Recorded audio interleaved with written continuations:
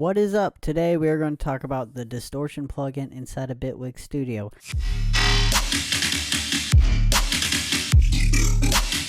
Yes, the distortion plugin inside of Bitwig Studio. It is a tricky one. Kind of. Not really. It's a pretty cool little tool to use on your sounds, and I'm going to talk about it. But before we do that, make sure to like the video, subscribe, and hit the bell to stay up to date on new videos. But anyways, yeah, let's get right into it. Let's go. Bitwig Studio right here. This is the bass I made. I don't know if you can really hear it. It's pretty low. Let me turn it up a bit. Let's get on to the real good stuff, the distortion plugin itself. So I bounced that down into an audio clip. That's right here. Turn these off and you will hear it again. Same sound, a little louder. Sounds cool. A little reverb in there. Distortion. Let's talk about it, and then I'll show you my effects right here. Distortion, awesome. Let's go to the help. Tells you everything about it. When I first used this, I was very confused. I was like, wait, what's going on here? I don't really understand it. But over time, after using it for a while, you'll get it. So it's pretty cool. It has a filter for the low end and a filter for the high end, so you can cut off the low. So if I go all the way over here, you're going to get all of 16 hertz and beyond until it reaches the 8 kilohertz. So that's a lot, and you get a lot of low end rumble in there. So you might want to back it off. So like right here, I backed it off. I'll turn off all of these. So if I play the sound with the low cutoff, it will sound not so, you won't hear any low end because it's cutting all the low end off. So if I go all the way down with it, you hear a lot of low end because it's adding the low end into the distortion. Sounds cool like that. So I actually have it at a exact place where it sounded best to me, and it was 83.2. And you're like, oh, okay, I get it. So the Q right here is for the mid range, pretty much, for the I guess it's the gain filter. It's like a bell filter. Or does it say bell filter? Yeah, bell filter gain, bell filter Q, and then there's a bell filter frequency pre-distortion right there. And then what's the red one? The red one is low cut frequency. The high is high cut frequency. Yeah, just explain that. So you got a lot of buttons going on. It includes a graphical interface, so you can see the little designs in the background of your audio wave. Pretty cool, like that, like spectrum analyzer. You can add stereo. Let's go to 100, 50. Turn it off. Don't need it. Don't need no stereo. We'll add that in effects.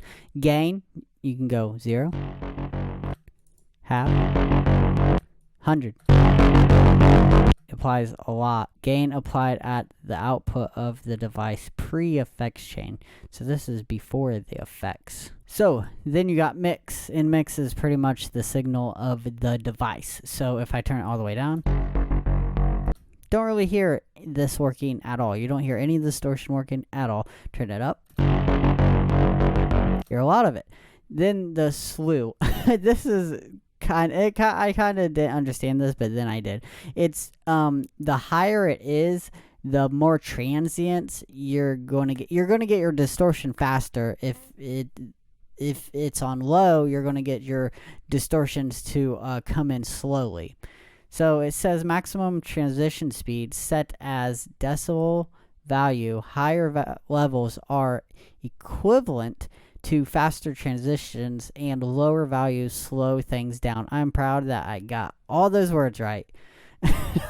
So the DC relative signal offset applied after the distortion curve. Symmetry of the distortion curve. And then the drive. The drive applies at the start of the distortion segment. So the drive is pretty much the distortion. So if you turn it up all the way, not going to hear anything because it's so loud.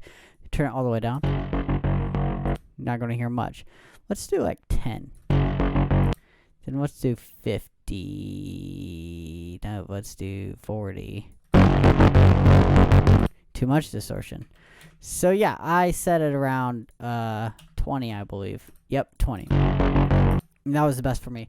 So the best thing about this is you can put effects inside of it, like everything you can do inside of Bitwig. You can always put effects inside of the effects. So if you go outside of this help menu and you open this up, you can see all the plugins I used. I used a phaser, a blur. Oh, let's play it as I turn these on. A phaser, a blur, a reverb. And I know what you're saying, why do you have a blur and a reverb on it? Because I want to. It's my music. Let me do what I want to do. Stop telling me what to do. I'm an adult, finally. Delay. And then comb.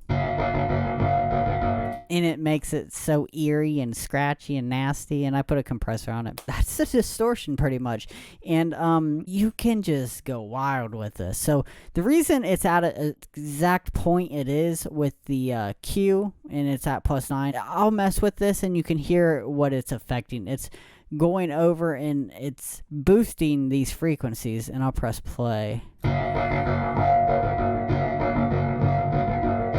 The 3.08 kilohertz was the best boosted frequency I found. You don't have to boost this frequency. You can turn it off and then turn the gain up a little to like 12. And then you can have that. You don't have to boost frequencies at all. And then what I did was I chopped the sample I made up. I just chopped it up and made a little groove and added some drums, and it sounds like this. Sounds pretty cool.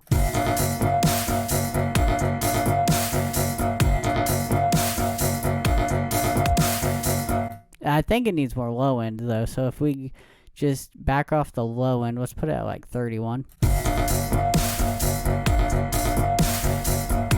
Sounds cool, sounds great. That's a distortion, pretty much. You'd probably be like, he's running out of ideas, isn't he? Kinda. Maybe. Actually, I just need a video because my weeks have been so busy lately.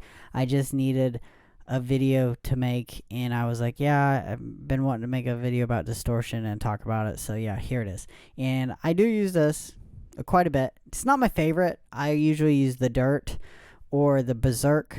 The Dirt is from Native Instruments and the Berserk is from Waves. I use those a lot. I don't use this distortion as much. For my final results, I actually use this distortion for sound design itself, because you can actually zoom in on certain frequencies with this distortion, and I can pick sounds out of that. That's why I like using this for sound design, and it's really cool. Thanks for watching the video. If you liked the video, give me a like, subscribe, hit the bell to stay notified. New music coming real soon. Got a lot of songs done.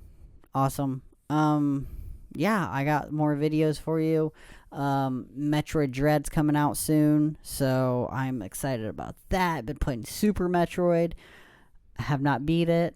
I'm like 4 hours into it, and I'm still not to the end of the game. I'm blind run through. I haven't looked up anything. But anyways, catch you guys later. Peace. Bye.